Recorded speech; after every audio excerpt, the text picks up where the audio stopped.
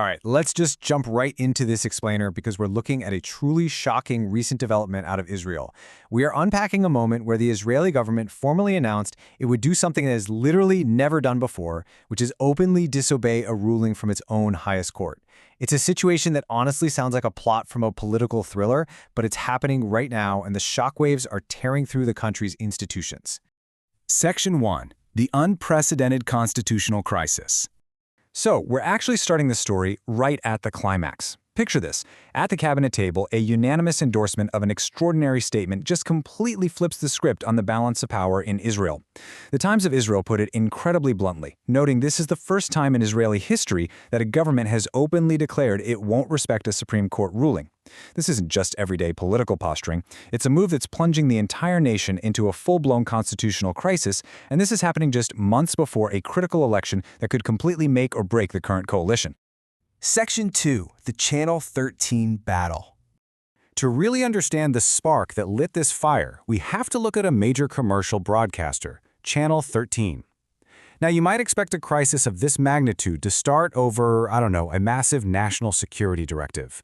But actually, the battlefield here is the second authority for television and radio. This relatively obscure regulatory body is suddenly at the absolute center of the storm because they hold the exclusive power to approve the upcoming sale of Channel 13. Basically, whoever controls this council acts as the ultimate gatekeeper for a massive piece of the Israeli media landscape. What's really playing out here is a massive high-stakes proxy war. We have two competing bids representing deeply opposed political factions.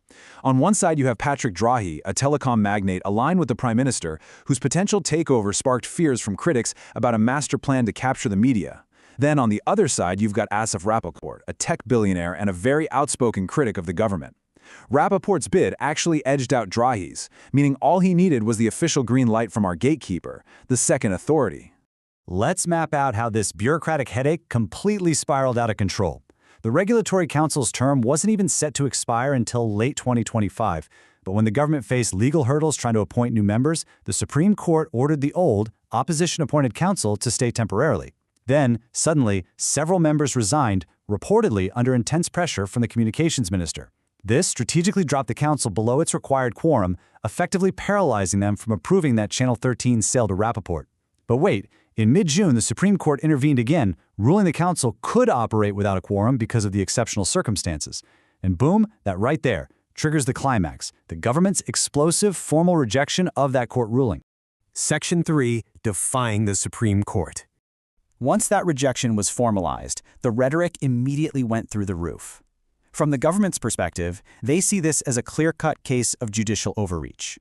The Justice Minister and the Communications Minister accused the court of being drunk with power for allowing a council to operate without a legal quorum. Because of this, the government stated they will absolutely not recognize any decision, approval, or action taken by this current Second Authority Council. On the flip side, opposition voices see this as nothing short of criminal behavior. The opposition leader warned that this defiance leads straight to anarchy in the streets. For critics, the real terror isn't just about a media regulatory issue. It's the fear that the coalition is actively laying the groundwork to ignore increasingly important court rulings in the future. Some are even questioning if they might ignore the results of the upcoming election itself. Things got so incredibly tense that the Israeli president actually had to step in with a stark warning. The president drew a massive red line, highlighting just how much extreme alarm this single dispute has triggered. When a nation's president has to publicly remind the sitting government to obey the highest court, you know for sure the institutional foundations are shaking. Section 4. The long-running judicial feud. Okay, let's zoom out for a second. This micro-dispute over a TV channel? It's really just the latest flare-up in a much bigger macro-level war regarding the very nature of the Israeli judiciary. This taps directly into those far-reaching judicial reforms pushed back in 2023. The government argues the court has a liberal bias, is inherently undemocratic, and over-interferes in policy.